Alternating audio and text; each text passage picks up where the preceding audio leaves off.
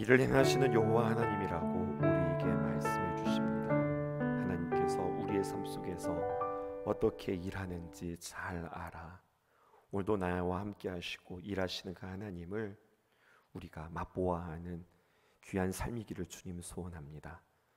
예레미야의 가장 복되고 귀한 말씀, 오늘 우리가 만나게 되어질 텐데 이 말씀 마음에 새기고 사랑하는 귀한 성도들이 주님 앞에서 온전히 서는 귀한 역사 오늘도 주께서 이루소서. 예수님의 이름으로 간절히 기도하옵나이다. 아멘. 지금 예레미야가 어디 있을까요? 여전히 시위대 뜰 안에 그는 지금 갇혀 있습니다. 그때는 바로 시드기야 왕 열째 해였습니다. 다시 말해서 시드기야 왕이 왕위로 오른 지 이제 10년이 되어진 때인데요. 그때는 어떤 때냐? 우리가 이제 역사를 알고 있지만 남유다가 멸망할지 이제 앞으로 약 1년 남짓 남은 그때라 할 수 있겠습니다. 여러분 말씀을 좀 기억해 볼까요? 이때쯤 해서 약 6년 전에 선지자 하나가 섰는데 그 선지자는 거짓 선지자였습니다. 그 이름이 바로 누구냐면 하나냐라고 하는 선지자였어요. 근데 그 예언자가 뭐라고 말했다고 표현하는 게 맞겠죠. 그 예언자가, 그 선지자가 뭐라고 이야기하면 2년 만에 우리가 포로에서 해방되어질 것이다. 뿐만 아니라 우리가 빼앗겼던 모든 성전 기물들을 도로 찾게 되어질 것이다.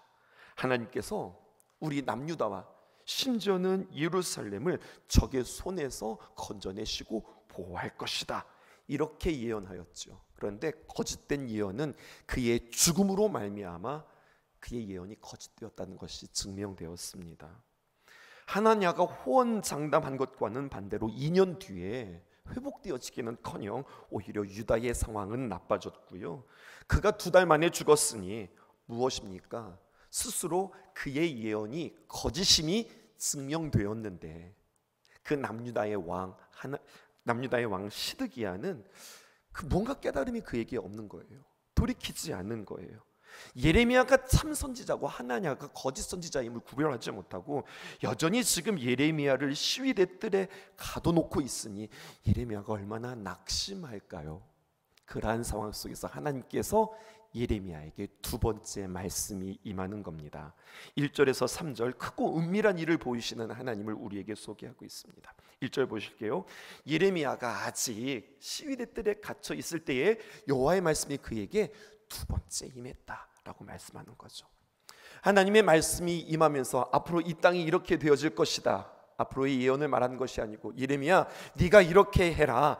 그에게 어떤 임무를 주시는 것이 아니라 하나님께서 두 번째 그에게 말씀을 주셨는데 그것은 바로 하나님이 어떤 분이신지 그에게 말씀하고 있어요. 2절 보실까요?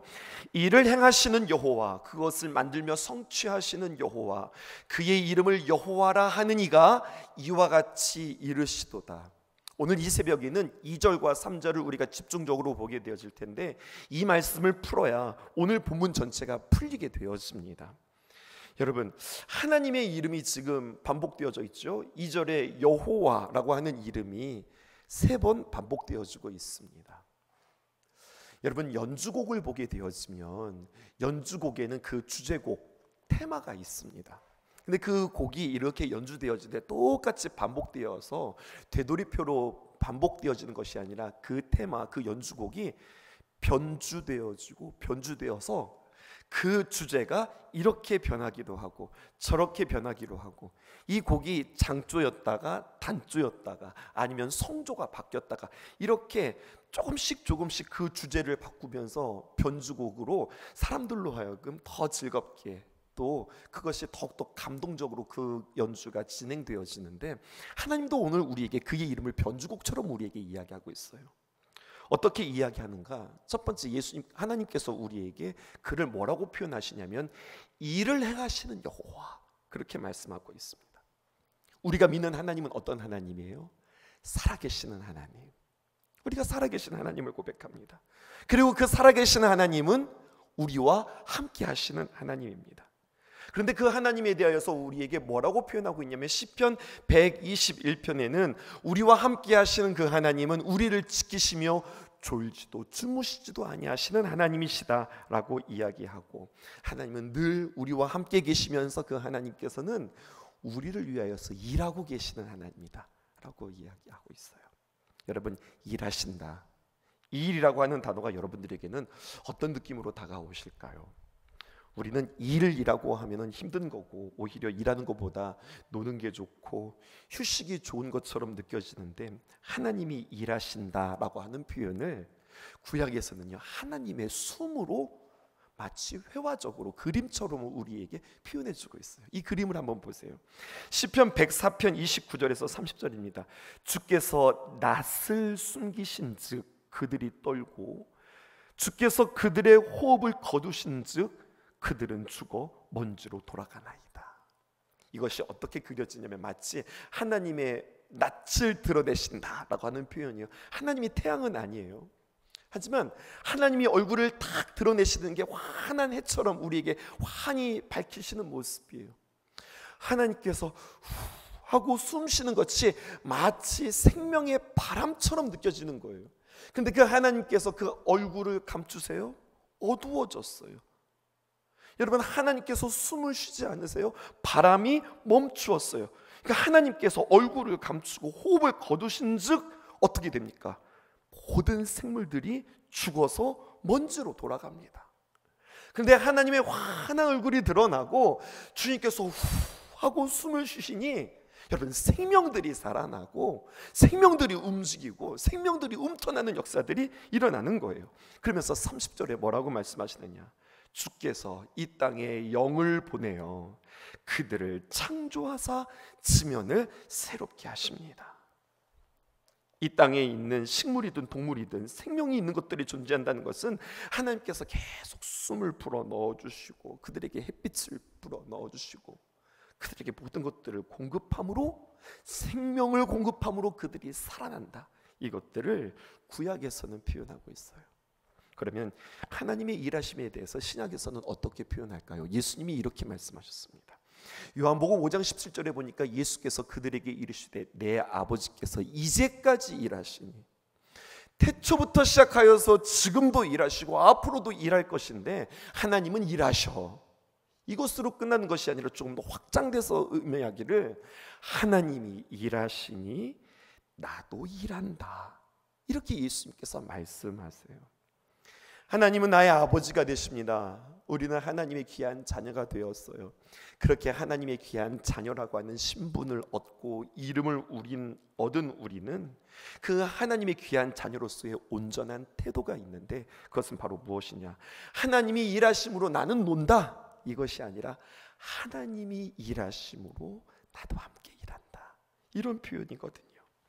아버지께서 이제까지 일하시니 우리 아버지는 쉬지도 않으시고 우리를 향하여서 생명력을 불어넣으시기 위하여서 계속해서 호흡을 우리에게 불어넣으시는 모습이 이제는 신약에서 어떻게 이야기하고 있냐면, 하나님께서 우리 가운데 일하시는데 계속해서 사건을 만드시고 상황을 만드시면서 하나님께서 우리 가운데 일하고 계시는 거예요.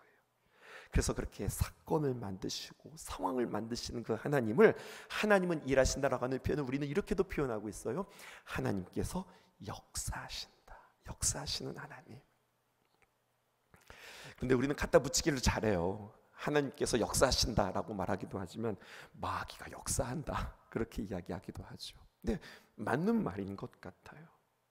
사탄이 역사하네, 마귀가 역사하네, 그럴 수 있어요. 마귀가 사건과 사고를 통하여 상황을 통하여서 우리를 시험할 수도 있습니다. 하나님이 일하신다, 하나님이 역사하신다라고 하는 것을 구약에서 표현한 것처럼 그렇게 그림처럼 회화적으로 그런 개념으로 우리에게 다가오기보다 이것을 우리가 좀 구체적으로 이렇게 적용해 보면 어떨까요? 하나님께서 일하신다라고 하는 것은요, 하나님이 일하시니 나도 일한다, 이렇게 표현했잖아요. 하나님께서 제 이름을 넣어서, 하나님께서 박진형이라고 하는 사람을 부르셔서 그와 같이 그와 함께 일하고 싶으신 일이 있다는 거예요. 저뿐만 아니라 오늘 우리 부목사님 계시면 하나님께서 성스런이라고 하는 사람을 부르셔서 내가 성스런, 내가 너와 함께 하고 싶은 일이 있어. 하나님이 그렇게 말씀하는 거예요. 이제 여러분, 그 사역자의 이름이 아니라 이제 여러분들의 이름을 넣어볼까요? 각자의 이름을 넣어서 하나님께서 그들을 우리에게 부르시고, 하나님께서 꿈이 있고 하나님께서 일하시는데 혼자 일하시는 게 아니라 하나님께서 내가 너를 향한 생각이 있고 내가 너와 함께 일하고 싶어. 그래서 먼저 우리에게 숨을 불어 넣어주시고 생명을 불어 넣어주시고 주님께서 우리에게 활력을 주시고 하나님이 꿈꾸시는 일들을 우리 안에서 꿈꾸게 하시고 생각나게 하시고 주님께서 말씀하시는 거예요. 요한복음 14장 26절에 있는 말씀에 보혜사 곧 아버지께서 내 이름으로 보내실 성령 그가 너희에게 모든 것을 가르치시고 내가 너희에게 말한 모든 것을 생각나게 하시리라. 성령께서 우리와 함께 가르쳐 주시고 내가 무엇을 말해야 할지 알게 하시고 또 주님의 귀한 말씀들을 생각나게 하시면서 일하시는 하나님이라는 거예요. 또 오늘 PPT를 준비하지는 않았지만 빌립보서 2장 13절에 있는 말씀 너희 안에 행하시는 이는 하나님이시니 자기의 기쁘신 뜻을 위하여서 너희에게 소원을 두고 행하게 하신다. 갑자기 내 안에 소원이 생기는 거예요. 근데 이게 내 소원이 아니라 하나님의 소원이에요. 하나님께서 기뻐하시는 일들이 내 안에 불일 듯 일어나게 하나님께서 하게 하시고 기도하게 하시고 그것으로 행하게 하시는 그 하나님이라는 겁니다. 그 하나님이 어떤 하나님이에요? 일을 행하시는 여호와. 그 하나님이 변주곡이 되어서 이제 우리에게 두 번째 이렇게 이야기하십니다. 그것을 만들며 성취하시는 여호와 하나님이다. 여러분 꼭 기억하세요.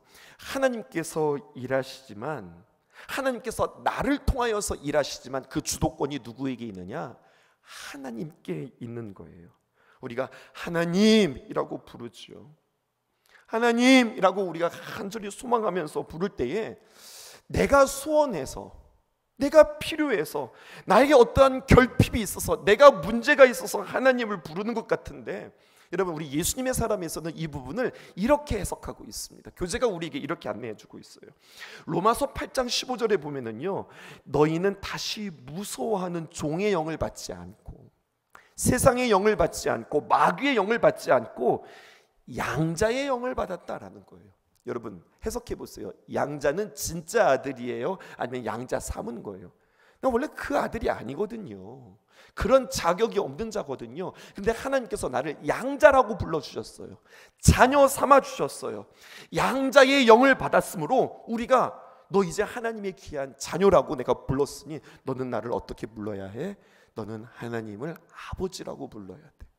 그냥 단순히 아버지라고 부르는 것뿐만 아니라 아빠 아버지라고 불러라고 주님께서 우리에게 이렇게 말씀해 주셨어요. 그런데 우리가 예수님의 사람을 공부할 때 어떻게 가르쳐 주냐면 내가 하나님을 향해서 아버지 아빠 아버지라고 부르는 것은 내가 정말로 주님을 알고 깨달아서 하나님이 나의 아버지시구나 이것을 깨닫고 아버지라고 부르는 것이 아니라 하나님을 아버지라고 부를 수 있는 사람은 내 안에 성령님이 계시다고 하는 또 하나의 증거라는 겁니다. 하나님의 영이 아니고서는 양자의 영이 아니고서는 하나님을 향하여서 아버지라고 부를 수 없다는 거예요. 그러니까 내가 아버지 부른 것 같지만 천만의 말씀 성경은 우리에게 이렇게 이야기하는 거예요. 성령께서 우리에게 감화 감동하시고 알게 하시고 필요에 따라서 부르게 하심으로 말미암아 성령께서 아버지라 부르게 하신다고 하는 거죠. 하나님을 향하여서 불러요. 하나님을 믿고 하나님을 소망하며 하나님을 향해 사랑하는 그 마음조차 내가 하나님을 믿고 내가 하나님을 소망하고 내가 하나님을 사랑하는 것이 아니라 그 마음조차 하나님께서 우리에게 불어넣어 주신 것이다. 그러면 앞의 말씀과 이어지는 거죠.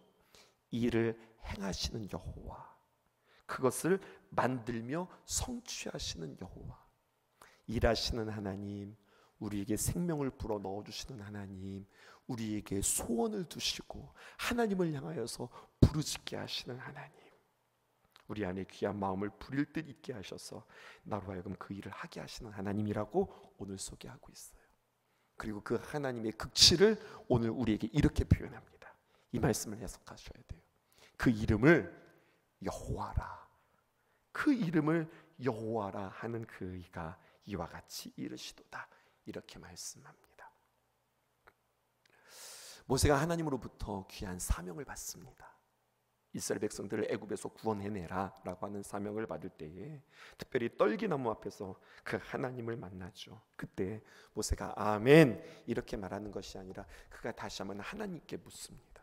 하나님, 내가 이스라엘 백성들에게 가서 애굽에 있는 우리 동포들에게 가서 하나님이 이런 계획이 있으시다라고 이야기할 때 너를 보내시니까 누구냐라고 이야기하면 내가 하나님을 누구라고 소개해야 합니까? 당신이 도대체 누구십니까? 내가 누구라고 소개해야 합니까? 라고 이야기할 때에 출애굽기 3장 14절에서 하나님께서 자기 자신을 계시해 주시는데 하나님이 모세에게 이르시되 나는 스스로 있는 자니라 이렇게 하나님께서 자기 자신을 가르쳐 주셨어요. 여러분, 스스로 있다라고 하는 말은 참 철학적인 개념이고 하나님 이름 좀 가르쳐 주세요. 그래서 나는 스스로 있는 자니라 라고 대답해 주셨는데 언뜻 이게 확 와닿지 않는 이름이에요. 여러분, 그런데 이 하나님께서 자기 자신을 이렇게 가르쳐 주실 때에 나는 스스로 있는 자니라, 영어로 표현하면 I am who I am. 그리고 여러분, 이것이 우리 헬라어로 그리스어로 표현하면은요 에고 에모이라고 하는 표현이고 우리가 6월 달에 함께 살펴보았던 예수님은 네모입니다, 예수님은 누구누구십니다 라고 하는 표현인 거예요. 조금 어려우신가요? 예수님께서 자기 자신을 표현할 때 뭐라고 표현하면 그들이 알아듣기 쉽게 그들의 모든 정황을 통하여서 나는 빛이라, 나는 생명의 떡이라, 나는 선한 목자라, 나는 양의 문이라 하면서 계속해서 예수님께서 자기 자신을 계속해서 가르쳐 주시잖아요. 여러분, 이것을 이렇게 표현할게요. 나는 스스로 있는 자니라 라고 하는 것을 띄워주실까요? 나는 네모다 라고 하는 거예요. 하나님 누구세요? 라고 하는 말에 내가 너한테 네모칸을 줄게. 그리고 네가 이 네모칸에 한번 네가 채워봐.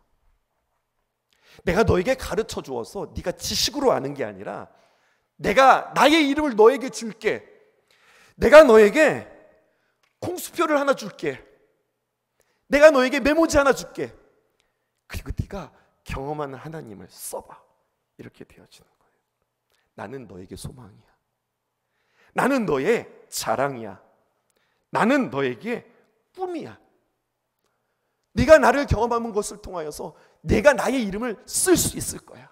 주님께서 나는 스스로 있는 자다, 이것을 이렇게 표현하는 거예요. 그래서 구약에서는요 이렇게 하나님을 표현합니다. 하나님은 어떤 하나님이냐?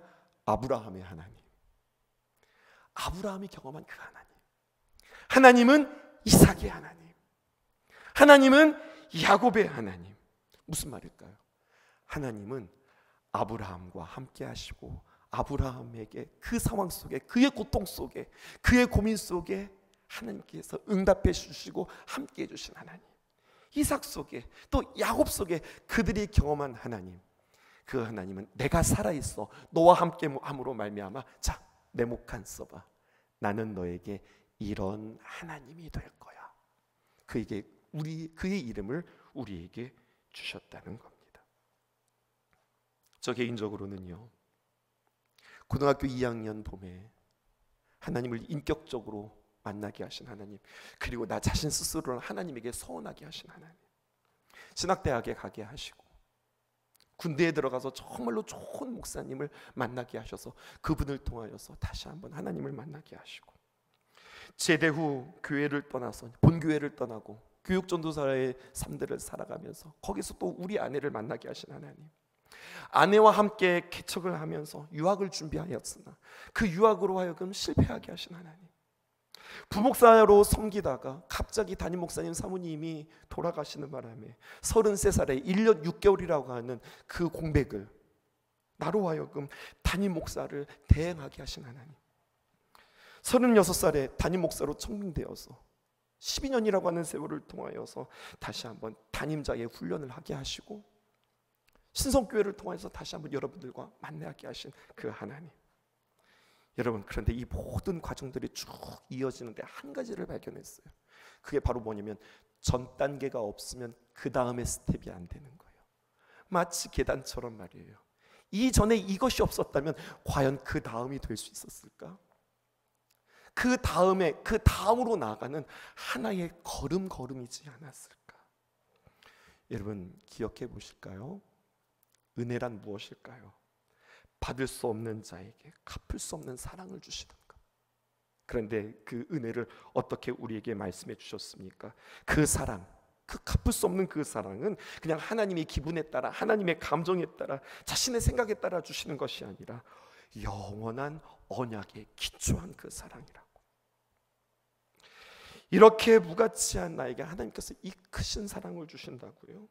이것도 놀라운데 이거보다 더 큰 은혜는 이렇게 허물이 많고 이렇게 죄 많은 나에게 영원의 언약한 기초의 사랑을 우리에게 말씀하면서, 진영아, 내가 뭔가 큰 꿈을 가지고 있는데 내가 도움이 필요해. 내가 너와 함께 일하고 싶어. 너의 손길, 너의 수고가 필요해. 여러분, 은혜 중에 은혜, 가장 하이라이트의 은혜는 뭔 줄 아세요? 그것은 바로 무엇입니다? 하나님의 사역에 나를 초청하신다는 겁니다. 하나님이 그 구원의 사역에 하나님께서 나를 쓰시겠다고 하는 거예요. 나는 너를 통하여서 나의 꿈을 이루고 싶다. 하나님께서 말씀하시는 겁니다. 이것이 은혜라는 거예요. 하나님은 뜻하신 바 하나님의 방식으로 이루어가시는데 이 짧은 2절에 그 하나님의 모든 구원의 계획들을 담고 계시는 거예요. 그러면서 하나님께서 우리에게 그 유명한 예레미야서 33장 3절, 주소 외우기 쉬우시죠? 오늘 여러분 이것은 숙제입니다. 오늘 집에 돌아가셔서 이 말씀 꼭 암송하실 수 있기를 바라요. 예레미야서 33장 3절에 있는 말씀 우리 함께 읽어볼까요? 시작. 너는 내게 부르짖으라. 내가 내게 응답하겠고 내가 알지 못하는 크고 은밀한 일을 내게 보이리라. 여러분, 내게 부르짖으라. 여기에는요, 내가 온 마음을 다해 힘을 다해 목청껏 나를 향하여 부르짖으라. 우리에게 이렇게 적극적인 행동을 요청하시기 이전에 먼저 부르짖기 전에 네가 한 가지 알아야 될 게 있어. 이것을 우리에게 말씀해 주십니다.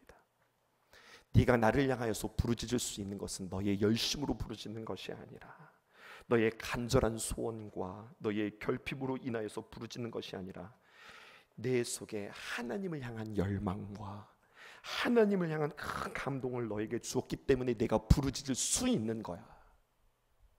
네가 부르짖는 것이 아니라 하나님의 귀한 감동으로 말미암아 부르짖을 때 그게 진짜 부르짖는 거야. 하나님께 기도하는 것조차, 하나님께 부르짖는 것조차, 내가 중보기도하는 것조차 너의 의지, 너의 공로가 아니라, 그거 알아? 내가 주도하고 있는 거야. 내가 일하고 있는 거야. 이것을 알아야 한다는 거죠. 하나님을 부르짖는 것조차 하나님께서 내 마음에 주신 마음이라고 하는 겁니다. 너는 내게 부르짖으라. 내가 내게 응답하겠고. 여러분, 하나님께서 우리 필요한 것들을 다 알고 계시잖아요. 근데 왜 우리로 하여금 너는 내게 부르짖으라, 알고 계심에도 불구하고 왜 너는 내게 부르짖으라 이렇게 이야기할까요? 아이들 키우던 시절이 생각났어요. 아이들한테 그렇게 시켰던 것 같아요. 아빠한테요 주세요 해봐. 이렇게 주세요 해봐. 손 가지고 이렇게 주세요 해봐. 옳지, 잘하네. 주세요, 주세요 이렇게 해봐. 아이에게 이렇게 가르치잖아요. 그렇게 하지 않아도 다 줄 거면서 왜 그렇게 해요? 아이가 시키는 대로 주세요 이렇게 하는 모습이 얼마나 예뻐요. 근데 그냥 예뻐서 그렇게 하라는 것뿐만 아니라, 뭔가 필요하고 얻을 게 있을 때 주세요 이렇게 하는 거야. 그러면 아빠가 주는 거야. 이것을 가르쳐 주는 거예요. 오늘 성경의 말씀, 예레미야서 33장 3절의 말씀이 그런 것 같아요. 우리에게, 얘들아, 하나님 앞에 주세요 이렇게 해봐. 그러면 내가 줄게. 내가 예배하고 준비한 게 있어. 주세요 이렇게 해봐. 그럼 내가 얻게 되어질 거야. 근데 여러분, 우리가 하나님께 부르짖고 이렇게 얻는 것으로, 이것으로 끝나는 게 아니라 진짜는 여기 있어요. 다시 한번 33절 띄워주실까요? 33장 3절에 있는 말씀, 너는 내게 부르짖으라. 내가 내게 응답하겠고. 야, 응답했다. 이것으로 끝나는 것이 아니라 이것을 통하여서 네가 알지 못하는 크고 은밀한 일을 내게 보이리라. 너에게 이런 일이 일어날 거라고 생각했어? 생각하지도 못했어요. 이런 일이 일어났네요. 너에게 이런 일이 일어날 것을 사람들이 알까? 모르죠, 하나님. 그동안 내가 하나님 앞에서 기도했던 일, 내가 그동안 하나님 앞에서 고민했던 일, 그동안 내가 하나님께 하려고 했는데 하나님께서 막으셨던 일, 그동안 내가 막혔던 일들이 풀어지는 일, 이제야 알겠어요. 은밀한 일, 하나님과 나만이 아는 일뿐만 아니라 여러분, 은밀한 일이 무엇이냐? 계시입니다. 이것을 계시라고 하는 겁니다. 계시할 때 시자가 보일 시자입니다. 스스로 깨닫기 어렵고 놀라운 경이로운 일들을 우리가 어떻게 하는 겁니까? 받아서 하는 겁니다. 이게 계시입니다. 그러니까 계시란 우리가 열어서 보는 것이 아니라 하나님께서 우리에게 열어주실 때에 우리가 보는 겁니다. 계시, 시자가 보일 시자라고 하는 거죠. 이러한 한 개인을 향한 하나님의 일하심을 알게 되어지면, 아, 하나님께서 이렇게 일하시는구나. 아, 그럼 그 사람을 향해서도 하나님께서 이렇게 일하시겠구나. 아, 하나님께서 이 인류를 향하여서 이렇게 일하시겠구나. 아, 하나님의 구원의 역사가 이렇게 이루어지는구나. 이것을 알게 되어지는 거죠. 너는 내게 부르짖으라. 내가 내게 응답하겠고, 내가 알지 못하는 크고 은밀한 일을 내게 보이리라. 무엇을 보여주시는 걸까요? 4절에서 5절, 하나님은 심판하시는 하나님이다. 또 6절에서 9절, 하나님은 고치시고 용서하시는 하나님이시다. 또 10절에서 13절, 하나님은 심판하시고 고치시고 용서하심으로 말미암아 황폐한 땅을 풍요롭게 하시는 하나님이시다. 그렇게 하나님은, 오늘 제목이지요, 일을 행하시는 여호와, 이것을 우리에게 말씀하시는 거예요. 이 하나님을 다시 한번 경험할 수 있는 저와 여러분들 되어지기를 주님의 이름으로 축복합니다. 기도하겠습니다.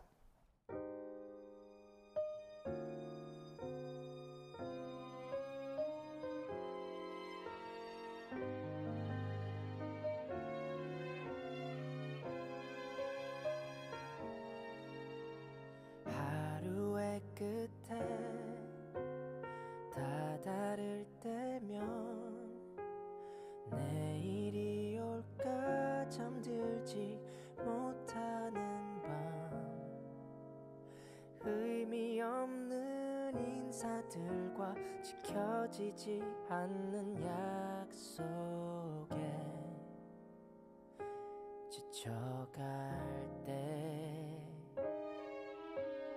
털어내고픈 마음 한켠에 혹시 나를 떠나갈까 감춰둔 채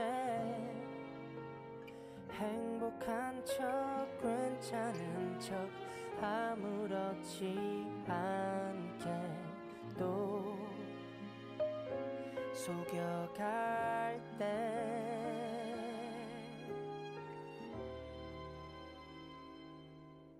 잠시 쉬어도 괜찮아요. 기대어봐요. 옆에 있어 줄게요.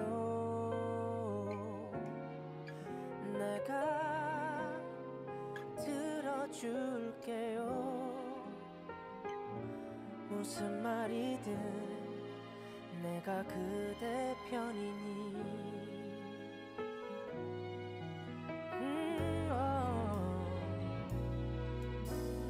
나는 모습만 기억해주는 사람들, 또 그렇게 기억해주길 바라는 사람들,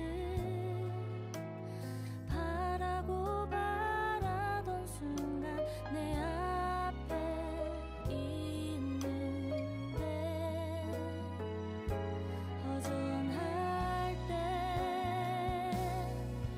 잠시 쉬어도 괜찮아요. 기대어봐요. 옆에 있어줄게요. 내가 들어줄게요. 무슨 말이든 내가 그대 편이니. 어지럽히는 사람들의 시선에 아름다운 그대의 시간 흘려보내지 마요. 그대일 때 가장 예쁜 걸요. 지금 그대로